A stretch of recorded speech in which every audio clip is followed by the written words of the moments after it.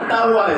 غیر لوگ دیکھ کر ہنسنے لگتے ہیں, غیر لوگ دیکھ کر ہنسنے لگتے ہیں. اے ماں ہمارے پاس دولت نہیں ہے کہ میں تجھے نیا لباس لا کر. چھوٹا بچہ, معصوم بچہ کہنے لگتا ہے. عزیزان محترم, وہ بچہ کہنے لگتا ہے کہ میں نے سنا ہے کہ مدینے میں ایک محمد آیا ہوا ہے, محمد جو ہر کوئی کی ہر ایک شخص کی سنتا ہے, ہر ایک کی سنتا ہے. میں جاؤں گا, جا کر تیرے لیے کپڑے مانگ کر لاؤں گا. تو عزیزان محترم, وہ ماں کہنے لگتی ہے, کافرہ تھی وہ, کافرہ ماں یہ کہنے لگتی ہے کہ محمد کے پاس نہ جاؤ, تمہارا ایمان چھین لے گا, تمہارا نعوذ باللہ تمہارا ایمان چھین لے گا.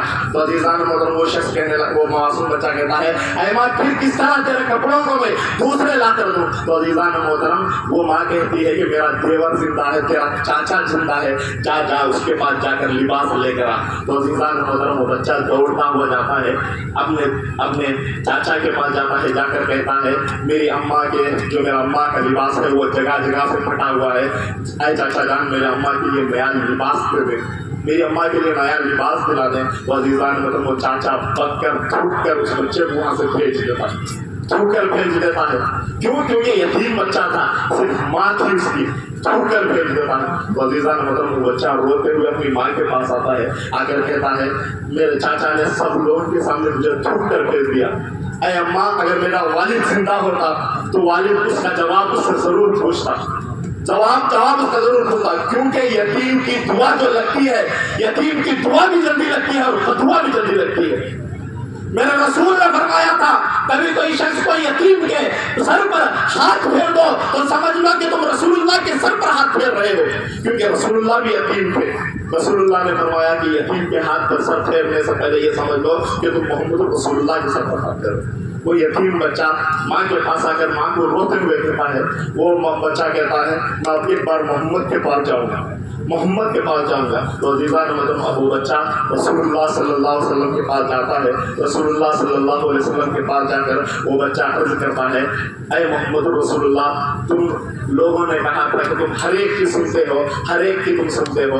میری ماں کا لباس پھٹا ہوا ہے, جگہ جگہ پر پھٹا ہوا ہے, میرے چاچا نے بھی مدد نہیں کی, میرے گھر والوں نے بھی مدد نہیں کی. اے محمد, اگر تم مدد کرو گے لیکن ایک شرط پر مدد کرو گے, میں اپنا ایمان نہیں بدلوں گا, میں اپنا ایمان نہیں بدلوں گا. اگر تم میری مدد کرنا چاہتے ہو ویسے ہی مدد کر دو. تو عزیزان محترم, رسول اللہ بیٹھے ہوئے ہوتے ہیں, اٹھ کر ٹھہر جاتے ہیں. جو آپ شال اوڑے ہوئے ہوتے ہیں, جو آپ ایک شال اوڑے ہوئے ہوتے ہیں, اس شال کو لے کر آ کر اس بچے کے ہاتھ میں رکھ دیتے ہیں. اس شال کو لے کر جا کر اپنی ماں پر اڑا دو اور دوسرا لباس میں بھیجتا ہوں. تو عزیزان محترم, وہ بچہ دوڑتا ہوا چلا جاتا ہے, دوڑتا ہوا چلا جاتا ہے, اپنی ماں کے پاس جا کر وہ چادر کو بھیجتا ہے. کون سی چادر؟ جو رحمت کی چادر ہوتی ہے. رسول اللہ نے جس چادر کو چھوا ہوتا ہے تو سوچو وہ چادر کا مقام کتنا بڑا ہوا ہوگا. وہ رسول اللہ صلی اللہ علیہ وسلم اس چادر کو پکڑے ہوئے ہوتے ہیں, ان کا جسم لگا ہوا ہوتا ہے. ارے رسول اللہ کا ہاتھ لگ جانے سے کیا ہوتا ہے. ایک مرتبہ رسول اللہ صلی اللہ علیہ وسلم کے صحابہ کرام دعوت کرتے ہیں, تمام صحابہ دعوت پر بیٹھے ہوئے ہوتے ہیں, کھانے پر بیٹھے ہوئے ہوتے ہیں. حضرت ابو ہریرہ رضی اللہ تعالیٰ اور دیگر صحابہ بھی بیٹھے ہوئے ہوتے ہیں, دسترخوان پر بیٹھ جاتے ہیں. لیکن جو جس کے گھر میں مہمان نوازی کی جا رہی ہے, خراب دسترخوان بچھا دیا جاتا ہے. وہ مہمان جو آئے ہوئے ہوتے ہیں ان کو دیکھ کر غضب میں آ جاتا ہے. وہ دستر کو لپٹتا ہے اور وہ انگار میں پھینک دیتا ہے. آنے والے مہمان کہنے لگتے ہیں, صحابہ کہنے لگتے ہیں, ارے دسترخوان اگر غلیظ ہوا ہے تو دھونے کے لیے دیا جاتا ہے, تم انگار میں کیوں پھینک دیے ہو.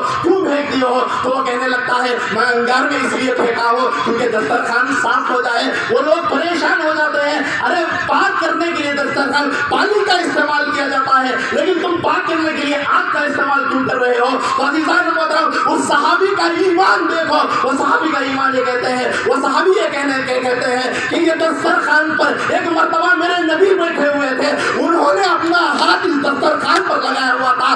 خدا کی قسم میرا یہ ایمان ہے, جس چیز پر رسول اللہ ہاتھ لگا دے اسے دنیا کی آگ کیا جلا سکتی ہے, جہنم کی آگ نہیں جلا سکتی.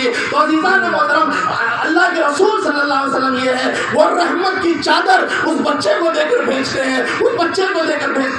وہ والدہ اس چادر کو اوڑھ کر پوچھتی ہے کیا محمد نے تیرے ایمان کو لے لیا؟ تو وہ بچہ کہنے لگتا ہے نہیں، کوئی سوال نہیں کیا بلکہ چادر کو مجھے دے دیا، چادر کو مجھے دے دیا اور چادر میں لے کر تیرے پاس آ گیا۔ تو وہ ماں کہنے لگتی ہے اس چادر کو اوڑھ کر کوئی چادر اڑاتا ہے وہی سب حق کا ایمان والا ہوتا ہے۔ میں اور تم آج ہی مسلمان ہو جاتے ہیں، مسلمان ہو جاتے ہیں۔ یہ میرے نبی کے اخلاق تھے۔ کافر بھی مدد کرنے کے لیے آتا تھا، مدد مانگنے کے لیے آتا تھا، میرے رسول اس کی بھی مدد کیا کرتے تھے۔ اے مسلمانوں، آج ہم کیا کر رہے ہیں؟ آج ہم کیا کر رہے ہیں؟ عید کا موقع آتا ہے، گھر والوں کے لیے لباس لا رہے ہیں، ہم نے کسی یتیم کا خیال نہیں کیا، اپنے پڑوسیوں کا خیال نہیں کیا۔ تو عزیزان محترم، عید کا موقع ہے، زیادہ لمبی چوڑی نہ بات کرتے ہوئے، لمبی چوڑی بات نہ کرتے ہوئے صرف آپ لوگوں سے اتنا ہی کہتا ہوں کہ اللہ نے ہمیں ایک مہینے میں متقی بنا دیا ہے، ایک مہینے میں متقی بنا دیا ہے۔ ایک مہینہ رمضان چلے جائے گا تو ہم متقی سے نہ ہٹ کے ہم آج بھی اب بھی متقی بن کر رہے، نیکیاں بھی کرتے رہے، گناہوں سے بھی بچتے رہے۔ نمازوں سے جس طرح مسجد کو کھچا کھچم میں بھرا ہوا تھا، اسی طرح غیر رمضان میں بھی ہمیں کھچا کھچم بھرنے کی ضرورت ہے، کیونکہ رمضان میں بھی وہی خدا ہے، غیر رمضان میں بھی وہی خدا ہے۔ غیر رمضان اللہ تبارک و تعالیٰ رمضان میں ایک تقویٰ سکھا کر کہتا ہے کہ 11 مہینے تقوی کی حالت میں رہو۔ جس طرح ہم روزے کی حالت میں جھوٹ نہیں بولتے تھے، غیبت نہیں کرتے تھے، ان تمام چیزوں سے محفوظ رکھتے ہوئے بس اللہ تبارک و تعالیٰ سے آخر میں یہی دعا کرتا ہوں کہ اے پاک پروردگار عالم، تیرا شکر ہے، تیرا فضل ہے کہ تو نے مجھے ماہ رمضان المبارک کا وہ مقدس اور محترم مہینہ مجھے نصیب کیا۔ اے پاک پروردگار عالم، میں نے اس میں روزے رکھے، میں نے اس میں نمازیں پڑھی، میں نے اس میں تراویح پڑھی، اس میں نے قرآن کی تلاوت کی۔ اے پاک پروردگار عالم، جانے انجانے میں اس رمضان المبارک میں نے کوئی غلطی، کوئی کوتاہی کر دیا ہوں تو اپنے فضل کرم سے ہمارے ان گناہوں کو معاف فرما۔